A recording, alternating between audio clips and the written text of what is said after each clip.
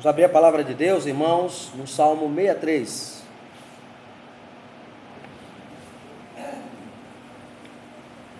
Salmo de número 63.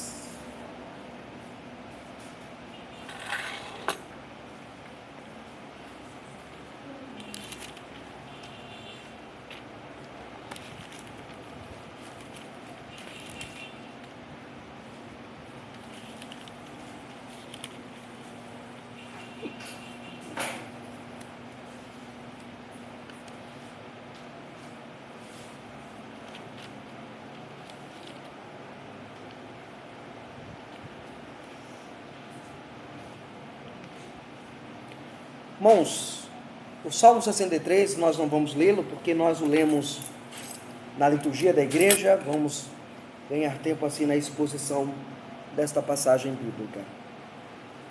Irmãos, considerando aqui esta passagem, a grande questão que nós vamos trabalhar nesta manhã tem a ver com o nosso avivamento pessoal. Tem a ver com o nosso interesse pela causa de Cristo, pelo Evangelho do Senhor, por servir a Cristo e a sua causa através da Igreja do Senhor. E para isto, o livro de Salmos, ele é o nosso companheiro. É aquele livro que nos acompanha durante toda a nossa jornada, durante toda a nossa peregrinação neste mundo. Certamente o livro de Salmos é um dos salmos mais ricos em toda a tradição cristã. A importância do livro dos Salmos, irmãos, para o fortalecimento da fé cristã é inquestionável. Basta você estudar a história da igreja, basta você conhecer a história dos valdenses, por exemplo, o quanto esses cristãos passaram a vida sendo perseguidos e cantando os salmos, celebrando os salmos, vivendo os salmos, aprendendo com os salmos, aprendendo com Davi. Ou quem não lembra, por exemplo, Calvino, ele menciona nos seus comentários que a sua experiência em Genebra, certamente é a experiência de Davi com os salmos. Assim, os salmos é de fato o alicerce da espiritualidade cristã, da piedade cristã, da vida cristã. Aqui neste salmo, irmãos, temos a alma sedenta por Deus. Nós temos aqui este salmo, veja, o salmo, ele coloca a situação vivencial, da onde ele surgiu, como ele surgiu, no verso 1. Ele diz, Salmo de Davi, quando estava no deserto de Judá. Então aqui o salmista, ele apresenta a nós uma alma que é sedenta de Deus. Além de viver um momento crucial da sua vida, em estar no deserto de Judá, precisando de água, precisando de alimentação, ele sabia que a sua alma precisava de algo maior, algo daquilo que o seu corpo pode precisar de pão, precisar de água, precisar de alimento, mas a alma precisa de algo maior. E é nesse contexto que Davi escreve. Na história da igreja, este salmo, ele continua sendo um salmo perene, um salmo inigualável. O João Crisóstomo, o grande pregador da igreja antiga, disse que o espírito e a alma de todo o saltério estão resumidos neste salmo. Então, ao estudar o Salmo 63, ao perceber o Salmo 63, ao mergulhar nele, você descobre que é um salmo que resume toda a experiência cristã vivida no Antigo Testamento. Mas também é um salmo que aponta para a experiência cristã vivida na igreja da atualidade. Aqui, irmãos, ainda que neste salmo ele siga de forma bem interessante, de uma forma de súplica, como é o caso do Salmo 22, aqui não se faz nenhum pedido. O salmista aqui adora simplesmente a Deus. Aqui o salmista quer apenas adorar a Deus. Simplesmente o salmista quer viver para a glória de Deus. Uma alma sedenta por Deus, ela não se preocupa em pedir a Deus as coisas que perecem. Uma alma sedenta por Deus, ela procura viver para a glória de Deus. Ela procura viver para o enaltecimento dele. Ela procura viver para a obra fundamental da sua existência, que é viver para Deus. Então, se a sua alma está sedenta por Deus nesta manhã, busquemos viver aquilo que o salmista coloca a nós aqui neste salmo. Quanto ao gênero, ele é classificado como sendo um salmo de confiança, um salmo em que o homem confia em Deus, em que o homem recorre a Deus, em que o homem vive para Deus. 3 ideias eu vou desenvolver nesta manhã, a partir desse salmo, com o tema sedentos por Deus, ou seja, vivendo um avivamento sedento por Deus. Primeiro vamos ver Deus como o anelo do seu povo, depois veremos Deus como o deleite do seu povo, e por fim veremos Deus a defesa do seu povo. Ok? Consideremos agora Deus o anelo do seu povo, ou Deus o meu anelo. Verso de 1 a 4, ele diz: ó Deus, tu és o meu Deus, eu te busco ansiosamente. A minha alma tem sede de ti, o meu ser por ti anseia, em uma terra seca e exaurida, onde não há água. Assim eu te contemplo no santuário para ver o teu poder e a tua glória. Os meus lábios te louvarão, pois o teu amor é melhor do que a vida. Assim eu te bendirei enquanto viver. Ao teu nome levantarei as mãos. Aqui de imediato, irmãos, vemos que Deus é o desejo do poeta. Veja, ele apresenta de maneira imediata que ele coloca Deus como seu desejo, aquilo que ele deseja. A sua satisfação deveria ser Deus, e não matar a sede simplesmente, mas ele queria ter um desejo em direção a Deus. Aqui, irmãos, nós vemos isso de maneira muito interessante. Como é que ele faz isso? Primeiro, reconhecendo que Deus é o seu Deus. Olha aqui o texto: ó Deus, tu és o meu Deus. A palavra aqui, Elohim, aponta exatamente o fato do reconhecimento daquele que é majestoso, aquele que é glorioso, aquele que é grandioso. Ele diz: ó Deus, tu és o meu Deus, tu és o objeto do meu culto, tu és o objeto da minha adoração, tu és o objeto da minha vida de culto, de centralidade. A minha vida não está perdida no caos, a minha vida não está perdida nesse deserto caótico que eu estou vivendo, não. Há um Deus que continua sendo o meu Deus.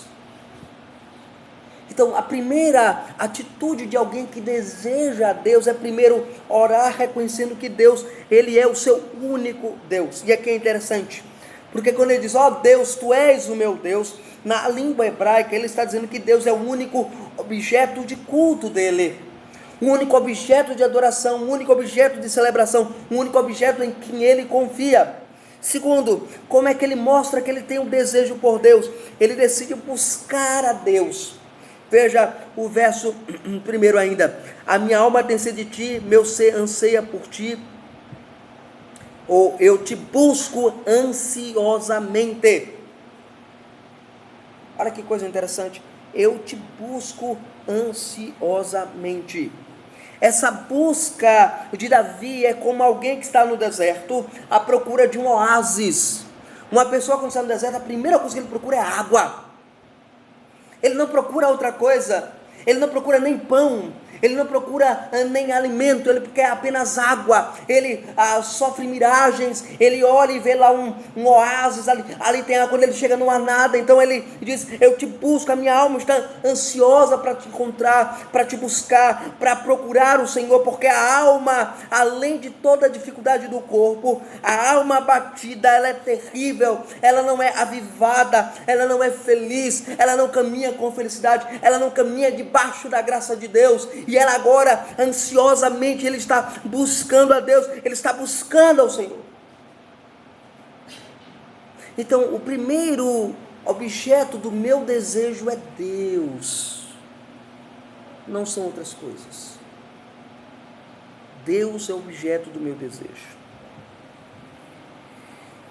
Mas não é apenas isso.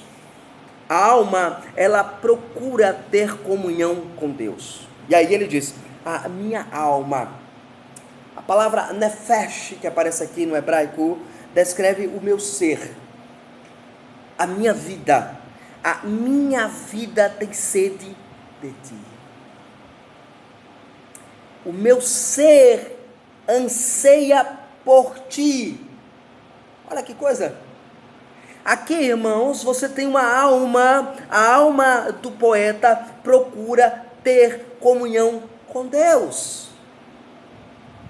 Não adianta você dizer que está enfrentando problemas, dificuldades, se a sua alma não procura ter comunhão com Deus. Falta na igreja ordiena, falta na igreja dos nossos dias, esse desejo de querer ter comunhão com Deus. As nossas reuniões de oração, elas são vazias. Os nossos momentos devocionais com Deus são raros, são quase que inexistentes. O nosso momento de culto familiar é algo que sumiu há muito e muito tempo da igreja. E a igreja continua dizendo: estou lutando com Deus, estou lutando com Deus, estou caminhando com Deus, mas a sua alma não está ansiosa, querendo Deus.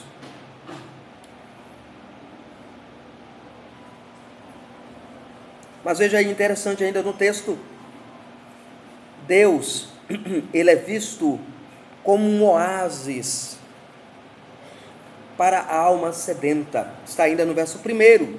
O meu ser anseia por ti em uma terra o quê?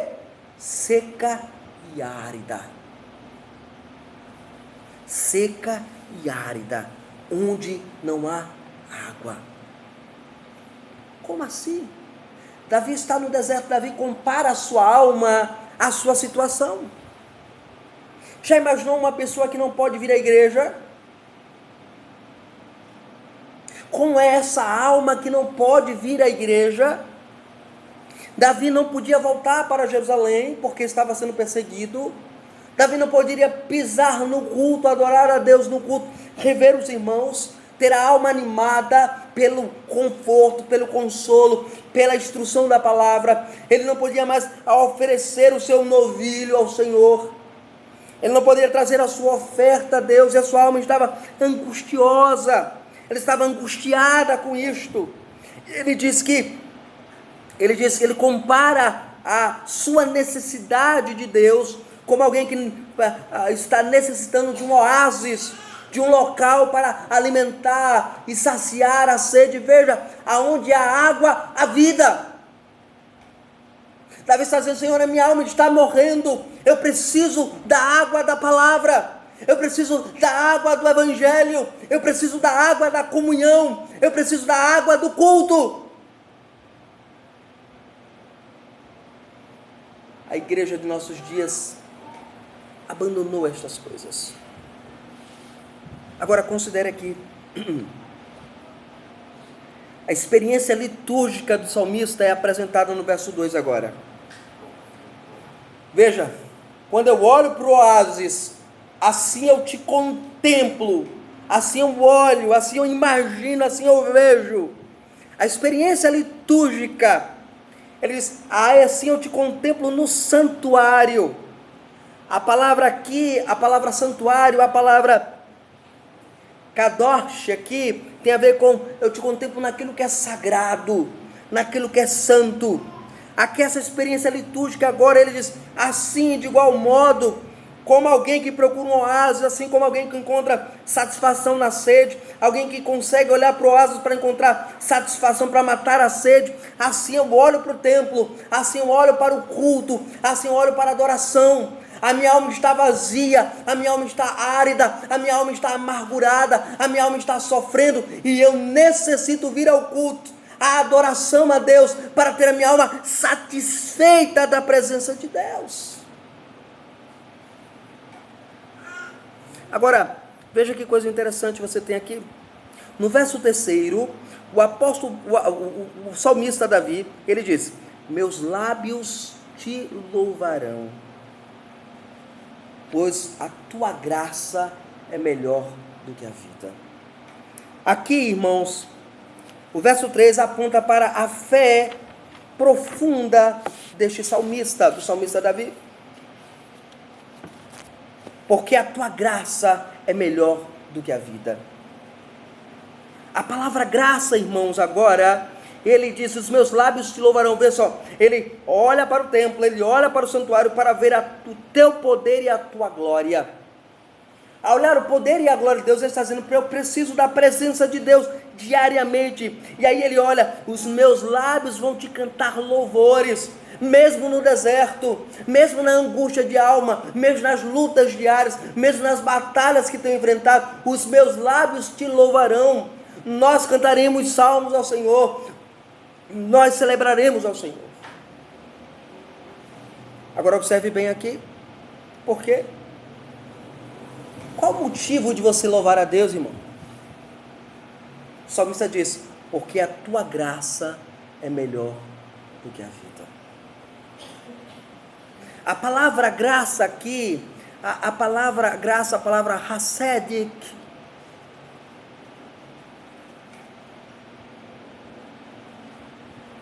porque a tua graça é melhor do que a vida. A palavra graça aqui é a palavra amor, por isso que a minha versão traduziu como amor. Ele diz, porque o teu amor, a tua bondade, a tua benevolência, a tua graça, o teu amor imerecido é melhor. E a palavra que é melhor aqui, a expressão é kitov. Essa expressão kitov que aparece aqui é porque é bom, é maior do que eu espero. Esse é o sentido aqui do salmista. O salmista está dizendo assim, que a graça de Deus é melhor do que viver. Veja que coisa interessante, ele está vivendo um momento de adversidade, ele está no deserto, ele está longe, em certo sentido, da graça de Deus, da graça dos sacrifícios, da graça da oferta, da graça do culto, da graça da palavra. Mas ele diz, é melhor estas coisas do que eu viver nesse deserto. É melhor estas coisas para minha alma, para minha vida, alimentar a minha vida com estas coisas do que me alimentar com o pão e com a água que perece. Eu preciso do pão que é imperecível, o pão que é eterno. Eu preciso da água da vida, eu preciso estar em comunhão com os santos, eu preciso estar no culto, adorando a Deus. A tua graça é melhor do que esta vida. Viver a graça de Deus. E qual é o resultado desta visão que o poeta tem? Verso 4. Assim, porque entendo que a tua graça é melhor do que a vida, assim eu te bendirei enquanto eu viver. Enquanto for os anos da minha vida nesta terra, quanto tempo o Senhor me permitir viver, por quanto tempo o Senhor me permitir louvá-lo, eu vou continuar louvando. E aí ele diz, e em teu nome eu levantarei as minhas mãos, ou seja, eu vou me direcionar a ti em adoração, em louvor, durante toda a minha vida. A resolução de Davi, irmãos, não é de alguém que simplesmente estará lá no deserto isolado. Eu vou deixar porque eu não estou mais no culto, no templo, eu não vou mais adorar, eu não vou ler mais a Bíblia, eu não vou mais buscar a Deus porque eu estou sendo impedido de ir à igreja, eu estou impedido de ir ao templo, celebrar ao santuário. Não, eu vou continuar vivendo, louvando o teu nome enquanto houver respiração no meu pulmão. Nós precisamos, como igreja do Senhor, reconhecer esta verdade. Em segundo lugar, Deus, ele é o anelo do poeta, mas Deus também, ele é o deleite do poeta. Versos de 5 a 8 agora, ele diz, a minha alma se farta como numa mesa de carnes, a minha boca te louva com alegria nos lábios, e enquanto me lembro de ti, no meu leito, e medito em ti nas vigílias da noite, pois tem sido o meu auxílio, eu canto de júbilo à sombra das tuas asas. A minha alma se apega a ti, a tua mão direita me sustenta. Aqui, Davi agora quer nos dar uma lição gigantesca. Ele quer nos mostrar a maneira de deleitar-se em Deus. Veja, o Catecismo Menor de Westminster, quando ele fala de que o alvo da nossa vida é glorificar a Deus, e aí diz, e gozá-lo para sempre. Essa palavra gozá-lo significa deleitar-se. Eu preciso me deleitar em Deus, eu preciso ter o prazer em Deus. Aqui, irmãos, de maneira inequívoca, o salmista começa dizendo assim para nós, como Deus é o nosso deleite. Primeiro, ele apresenta a figura de uma festa. Ele está dizendo aí no verso 5, a minha alma se farta como numa mesa, num banquete de gordura, ou de carnes gordurosas, né? De gordura, que é o de banha e gordura. aqui a figura de uma festa. Ele começa a mostrar primeiro que vir à igreja, decidir satisfazer em Deus, é viver a alma festiva, é viver a alma em festa, é viver a vida em festa, é viver a vida alegre diante de Deus. Segundo, ele diz que isso deve ser feito de modo jubiloso.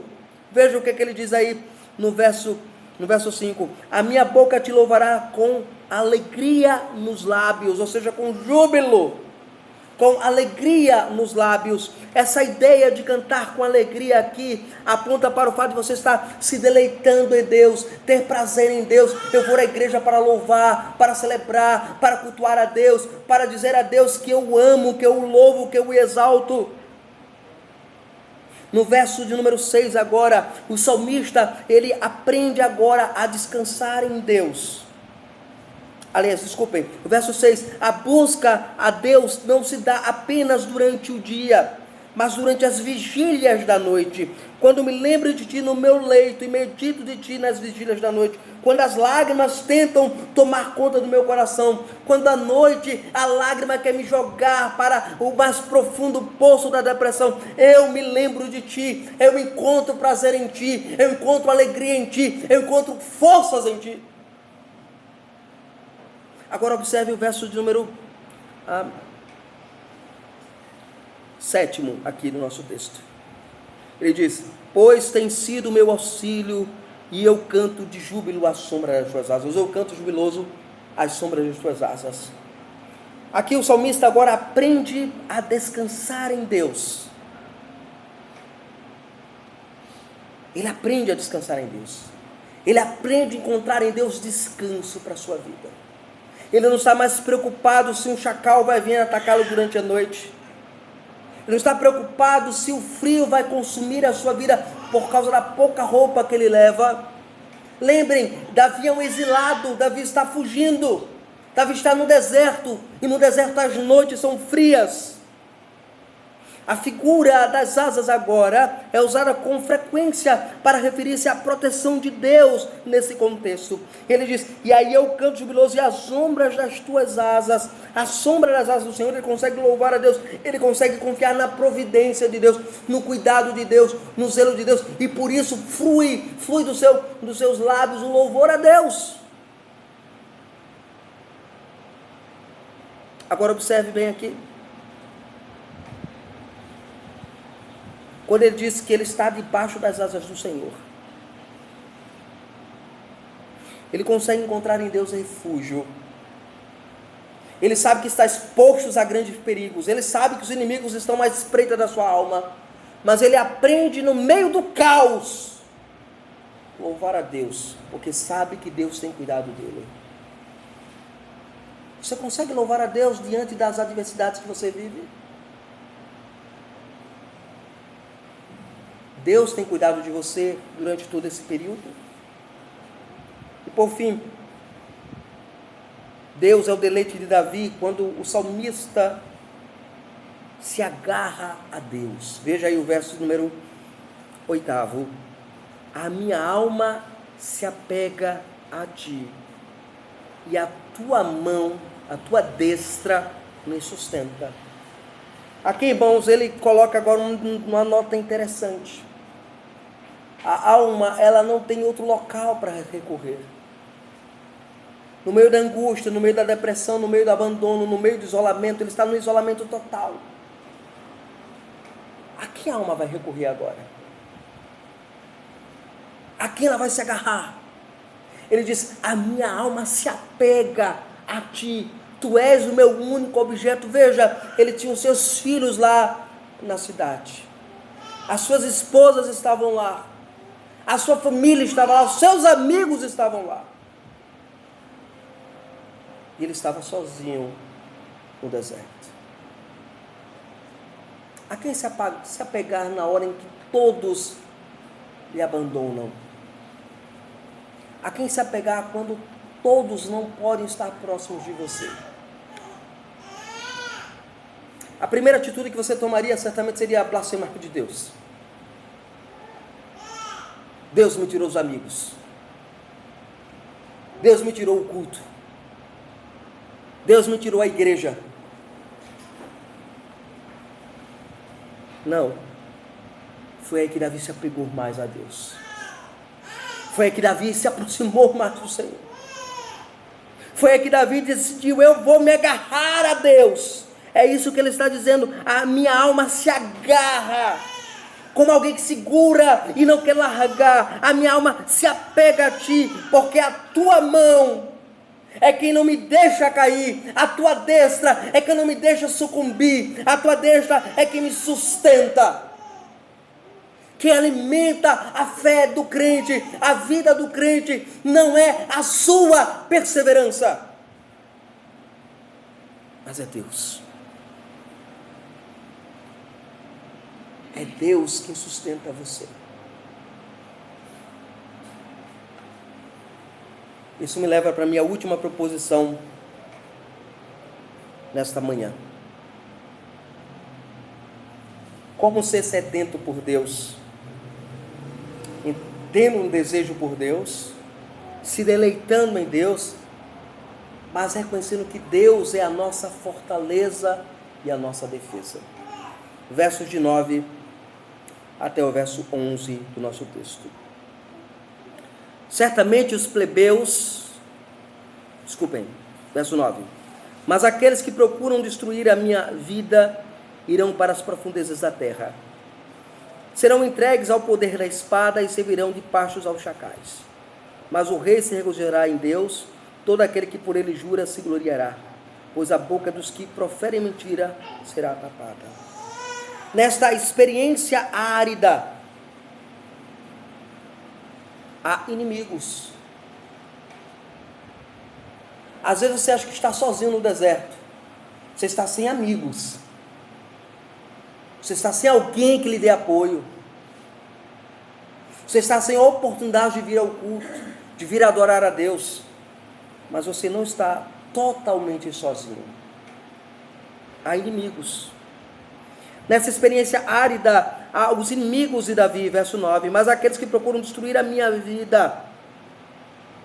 Há inimigos. Há sempre inimigos que nos espreitam, à torta e à direita. Há inimigos que nos trazem, irmãos, dores e angústias profundas na alma. Aqui Davi, aqueles que procuram destruir a minha vida irão para as profundezas da terra. Aqui o salmista se preocupa tanto em apoiar-se em Deus, em adorar a Deus, que esquece os seus inimigos. Ele olha para Deus e diz: eu vou louvar a Deus, vou celebrar a Deus, não importa o que os inimigos queiram, eles serão aniquilados, eles serão levados a profundezas da terra. Mas há uma tônica imprecatória aqui neste salmo. Ele lembra que eles abismar-se-ão no mundo dos mortos.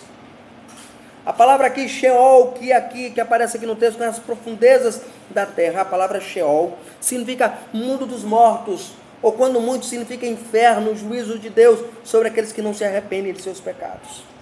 Aqui de maneira inequívoca agora, o salmista lembra-nos o papel singular da vida cristã.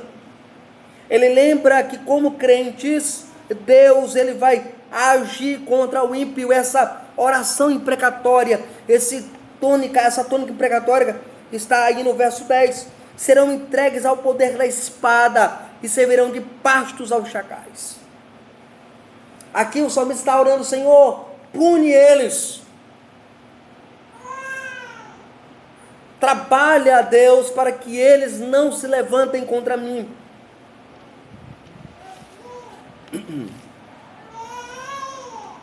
Mas aí o verso 11 nos aparece no texto. Mas o rei se alegra em Deus. Aqui, quando ele coloca que o rei busca a sua alegria em Deus. Aqui Davi ele olha e diz: mas eu, o rei, me alegro no Senhor. Israel está sem o seu rei, Israel está sem o seu governador do trono, mas eu busco me satisfazer, me alegrar em Deus. Eu não posso ir ao templo, eu não posso ir adorar a Deus, eu não posso ir cultuar a Deus junto com os meus irmãos, mas eu me alegro em Deus, eu encontro alegria em Deus, eu encontro sustento em Deus.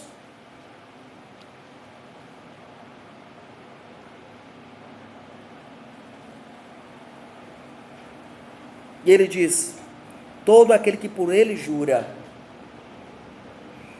se gloriará, pois a boca dos que proferem mentiras será tapada. Aqui é difícil o entendimento. Aos que entendem aqui que esta referência aponta para aquele que jura pelo rei, aquele que está em verdade com o rei, aquele que está caminhando com a verdade com o rei, aquele que fala as verdades sobre o rei. Mas havia dentro daqueles inimigos que falavam mentiras contra o rei, e aí quando o rei retornar ao trono, ele tapará a boca dos insolentes. Assim, de igual modo, irmãos, nós podemos aplicá-lo à pessoa bendita do Senhor Jesus. O Senhor Jesus, ele como um Deus soberano, como um Deus gracioso, ele se alegra no seu Pai, e aquele que por ele jura encontrará satisfação, será glorioso, será reconhecido. Mas a boca daqueles que se mantêm rebeldes contra Cristo, aqueles que se mantêm rebeldes contra o Senhor, aqueles que não reconhecem a Cristo, Deus tapará a boca destes. Assim Davi, antevendo isto, propõe a nós um detalhe fundamental à vida cristã. Para o deleite em Deus, é necessário que reis e plebeus, ricos e pobres, brancos e negros, se rendam a Deus, se encontrem diante dele, se alegrem diante dele, para a glória do Senhor. Diante disso, que nós podemos aprender deste salmo e aplicar a nossa vida como igreja do Senhor Jesus. Algumas verdades nós aprendemos aqui neste salmo e devemos aplicar ao nosso coração. Primeiro, se você quer viver o avivamento pessoal, Senhor, eu não estou satisfeito com a minha vida cristã, Senhor. Eu não estou satisfeito com a minha comunhão com a igreja. Eu não estou satisfeito, ó Deus, com a minha maneira como eu trato as coisas de Deus. A minha negligência, a minha falta de compromisso, a minha falta de interesse. Senhor, eu preciso de um avivamento no meu coração. Eu preciso de um avivamento na minha alma, Senhor. Então a primeira coisa é: busque desesperadamente a Deus. Entregue-se aos pés do Altíssimo nesta manhã. E diga: Senhor, eu preciso ter sede de Ti, Senhor. Eu preciso ter fome da Tua palavra. Eu preciso beber da fonte que não perece, da fonte que jorra para a vida eterna, como o Teu Filho disse. Faz com que minha alma tenha saciada a sua sede, faz com que ela deseje buscar a fonte nas cisternas que não são rotas. Então pense nisso. Segundo, aprenda que a vida cristã, para ser nutrida e alimentada, é necessária estar em comunhão com os santos na igreja.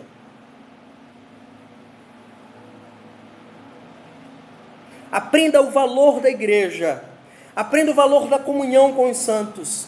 Entenda que aqui, este momento que nós temos, é um instrumento de Deus, que Ele usa para avivar a sua alma, para alimentar a sua alma, para fazer a sua alma robusta espiritualmente, fazer a sua alma fortalecida espiritualmente. Negligenciar o culto é sentenciar a sua alma à mais profunda angústia.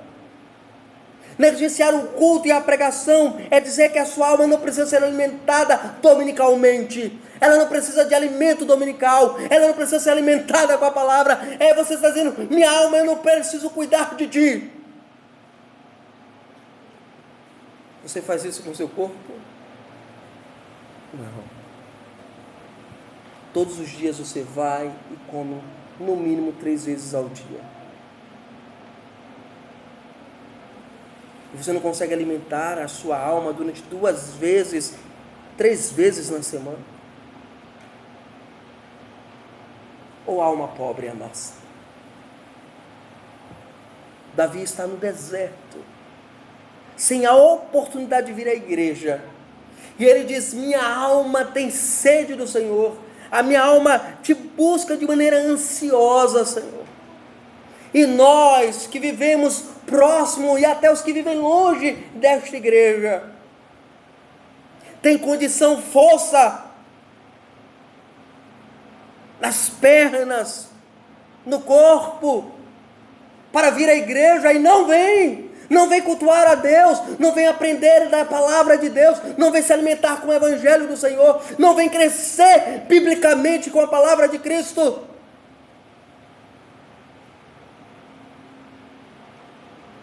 Prefere se alimentar das alfarrobas que o mundo oferece. Mas o alimento da palavra, que dá vida à alma, que traz avivamento ao coração, você não quer. Você rejeita. Você troca o evangelho pelo prato de lentilha que o mundo te oferece.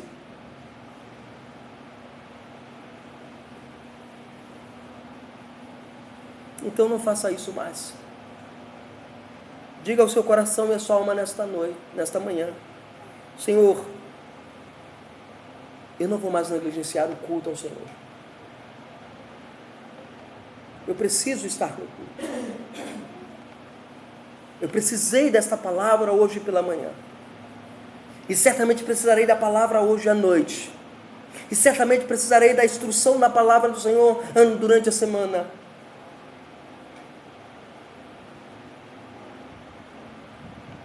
Por fim,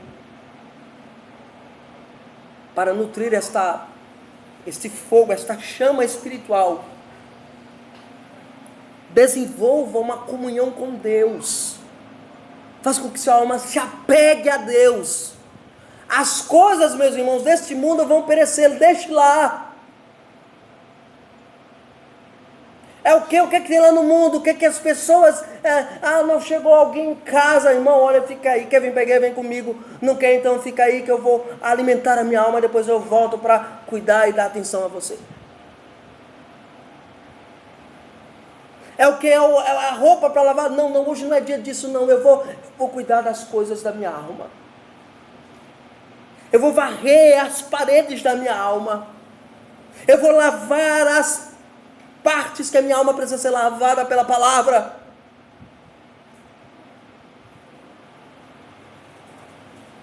Eu vou comer do banquete, da mesa que o Senhor coloca diante de mim todos os domingos.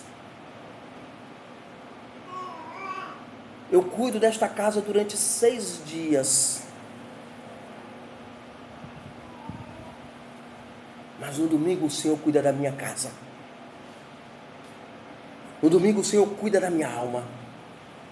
No domingo o Senhor alimenta a minha alma. Cuida da minha alma. Eu vou à igreja para me alimentar do evangelho do Senhor. O dia da feira da alma, já dizia os puritanos, ao domingo, é quando a minha alma vai se alimentar, vai fazer a sua feira, vai comprar alimento para abastecê-la durante a semana. Eu vou comprar as minhas verduras no sábado, mas no sábado espiritual, no Shabat cristão, vou comprar aquilo que me abastecerá durante toda a semana. Se apeguem a Deus, irmãos. Faça com que a alma de vocês cuidem de se agarrar ao Senhor. Os dias são maus. O mundo está se voltando dia após dia contra a igreja. E o mundo dia após dia tem inventado 1001 coisa para tirar você da comunhão dos santos. Que o Senhor nosso Deus aplique isso em nossos corações. E que nós possamos mudar a nossa vida para um avivamento verdadeiro e espiritual para a glória de Deus. Amém.